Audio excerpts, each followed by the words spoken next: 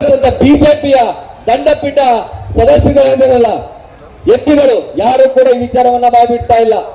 Exit poll Tejasvi Surya ಬಾಯ್ಬಿಡ್ತಾ ಇಲ್ಲ. Mysuru ಮಹಾರಾಜನ್ನ MP ಮಾಡಿದ್ರು, ನಾನು ಜನಗಳ ಜೊತೆ ಬರ್ತೀನಿ, ಜನಗಳ ಜೊತೆ ಇದ್ದೀನಿ ಅಂತ ಆಚೆ ಬಂದ್ರು. ಅಣ್ಣ ಆಚೆಗೆ ಬರ್ತಾ ಇಲ್ಲ. ನಮ್ ಯೂತ್ ಕಾಂಗ್ರೆಸ್ ಅವರ ಆಫೀಸ್ ಹತ್ರ ಹೋದ್ರೆ ಅರೆಸ್ಟ್ ಮಾಡ್ತಾರಂತೆ, ಪೊಲೀಸರಿಂದ ಆಚೆ ಹಾಕ್ತಾರಂತೆ.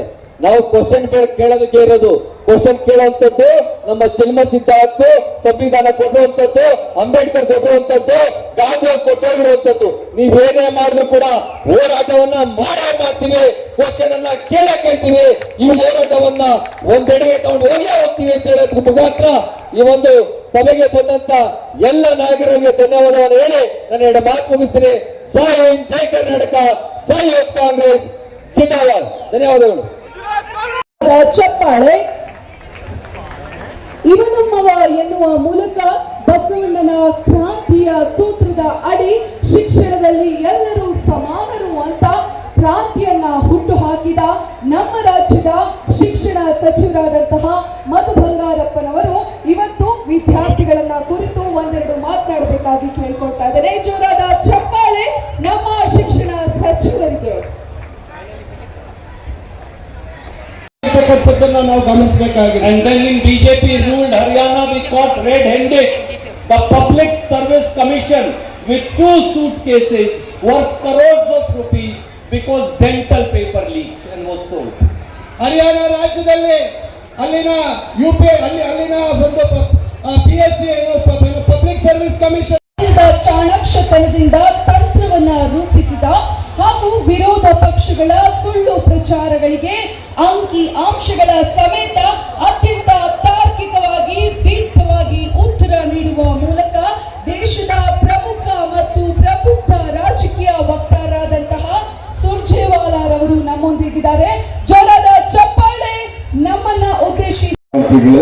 ಅದೇ ರೀತಿ ನಮ್ಮ ನಾಯಕರಾಗಿರ್ತಕ್ಕಂಥ ರಾಷ್ಟ್ರೀಯ ನಾಯಕರಾಗಿರ್ತಕ್ಕಂಥ ಸುರ್ಜೇವಾಲಾ ಸಾಹೇಬ್ರೆ, ವೇದಿಕೆ ಮೇಲೆ ಇರತಕ್ಕಂಥ ಎಲ್ಲ ಹಿರಿಯ ಸಚಿವರೇ, ಸ್ನೇಹಿತರೆ, ಶಾಸಕ ಮಿತ್ರರೇ,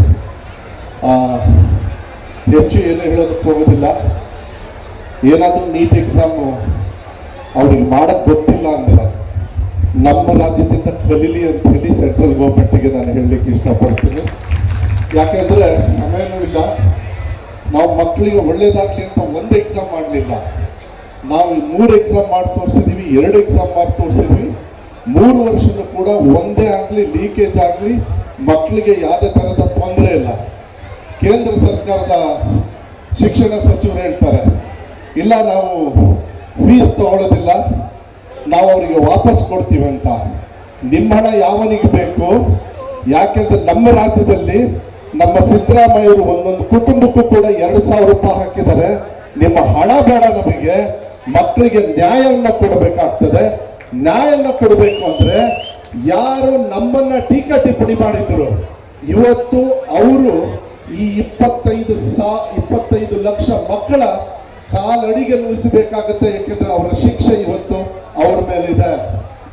ಏನಾದ್ರೂ ನಾವು ಒಂದೇ ಹೇಳಬೇಕಾಗ್ತದೆ, ಇದು ಬರೀ ನಮಗೆ ದುಡ್ಡು ಕಮ್ಮಿ ಮಾಡಿದೀವಿ, ನಾವು ದುಡ್ಡು ವಾಪಸ್ ಕೊಟ್ಟಿದ್ದೀವಿ ಅಲ್ಲ.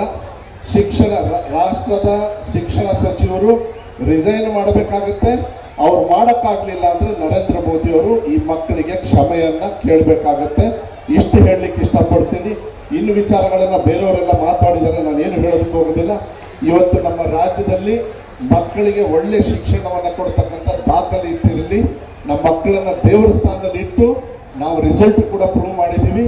ನಮ್ಮ ರಾಜ್ಯ ಯಾವತ್ತೂ ಕೂಡ ಸಮಾನತೆಯನ್ನು ಕೊಡ್ಕೊಂಡು ಬಂದಿದ್ದೀವಿ ಅನ್ನೋದನ್ನ ಈ ಸಂದರ್ಭದಲ್ಲಿ ಹೇಳ್ತಾ, ಸಂಪೂರ್ಣವಾಗಿ ಯುವ ಕಾಂಗ್ರೆಸ್ಸಿಗೆ, ನಮ್ಮ ಮಂಜುನಾಥ್ ಗೌಡರಿಗೆ, ಅವರ ನಾಯಕತ್ವದಲ್ಲಿ ಏನು ನೀವೆಲ್ಲರೂ ಕೂಡ ಇವತ್ತು ಬಂದಿದ್ರಿ, ನಿಮ್ಮ ಬೆಂಬಲವಾಗಿ ಯಾವತ್ತೂ ಕೂಡ ನಮ್ಮ ಸರ್ಕಾರ ಇರ್ತದೆ, ನಾವು ಕೂಡ ವೈಯಕ್ತಿಕವಾಗಿ ಇರ್ತೀವಿ ಅಂತಕ್ಕಂಥದ್ದನ್ನು ಹೇಳಿ ಎಲ್ಲರಿಗೂ ವಂದಿಸಿ, ವೇದಿಕೆ ಮೇಲೆ ಇರ್ತಕ್ಕಂಥ ಎಲ್ಲರಿಗೂ ಗಣ್ಯರಿಗೂ ವಂದಿಸಿ ನನ್ನ ಮಾತು ಮುಗಿಸ್ತೇನೆ. ನಮಸ್ಕಾರ.